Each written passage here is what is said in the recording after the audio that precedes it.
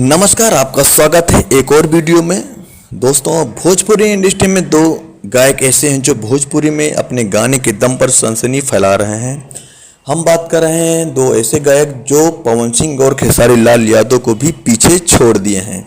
दोस्तों, हम बात कर रहे हैं ऐसे दो गानों का जो काफ़ी तेज़ी से वायरल हो रहे हैं। और नाम बताने से पहले अगर आप हमारे चैनल पर नए हो तो आप हमारे चैनल को लाइक, सब्सक्राइब और एक प्यारा सा कमेंट जरूर करें। दोस्तों, अभी हाल में ही दो गाने जो भोजपुरी इंडस्ट्री में तहलका मचा रहे हैं।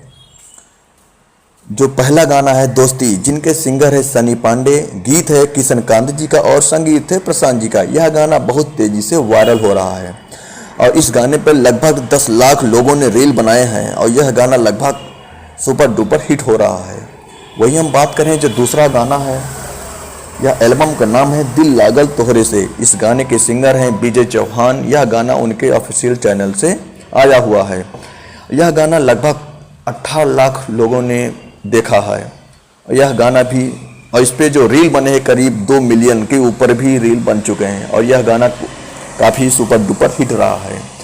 दोस्तों, हमारा वीडियो कैसा लगा कमेंट में ज़रूर बताएं और हमारा वीडियो देखने के लिए आपका बहुत बहुत धन्यवाद।